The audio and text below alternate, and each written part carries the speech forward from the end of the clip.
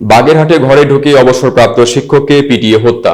শেখ হাসিনার পদত্যাগের পর বাগেরহাটে ঘরে ঢুকে সাবেক এক স্কুল শিক্ষককে পিটিয়ে ও কুপিয়ে হত্যার ঘটনা ঘটেছে। ওই ঘটনায় আহত হয়েছেন তার স্ত্রী ও মেয়ে। গত সোমবার রাতে বাগেরহাট সদর উপজেলার রাখালগাছি ইউনিয়নের ছোট পাইকপাড়া গ্রামে এ ঘটনা ঘটে। পরিবারের দাবি, জমি জমা সংক্রান্ত বিরোধের জেরে তাদের উপর এই হামলা চালানো হয়। নিহত ওই ব্যক্তির নাম মৃণাল কান্তি চ্যাটার্জি। তিনি মধুদিয়া প্রাথমিক বিদ্যালয়ের শিক্ষক ছিলেন। আহত দুজন হলেন মৃণালের স্ত্রী শেফালী চ্যাটার্জি ও মেয়ে ঝুমা রানী চ্যাটার্জি। তাদের বাগেরহাট জেলা হাসপাতালে ভর্তি করা হয়েছে।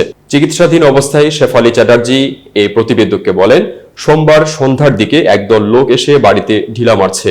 তখনও বুঝিনি রাত্রির আইসে এভাবে ভাইঙ্গে মাইরা ফেলবো। ঘরের দরজা সব ভাঙছে, সব নিয়ে গেছে, কিচ্ছু নেই। মাথা সহ তার শরীরে বিভিন্ন অংশে ক্ষত নিয়ে হাসপাতালটিতে চিকিৎসা নিচ্ছেন মৃণালের মেয়ে ঝুমা। তার দাবি, প্রতিবেশী হুমায়ুন শেখ ও নুরুল ইসলামের সঙ্গে তাদের পরিবারের জমি জমা নিয়ে বিরোধ ছিল।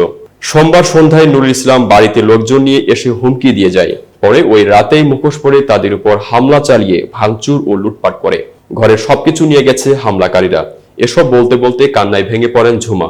এক পর্যায়ে তিনি বলেন, ঘরে আমার ছোট ছেলে ও বোন ছিল। তাদের ঘরের পাটাতনের উপর আর খাটের নিচে লুকিয়ে রেখে বাঁচাইছি। আমাগো কি দোষ? আমরা তো কোনো দল করি না। শুধু শুধু আমাগো উপর কেন হামলা করলো?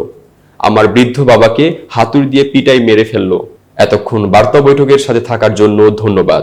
নতুন নতুন তথ্য ও সংবাদ পেতে বার্তা বৈঠকের ইউটিউব চ্যানেল ও ফেসবুক পেজের সাথেই থাকুন।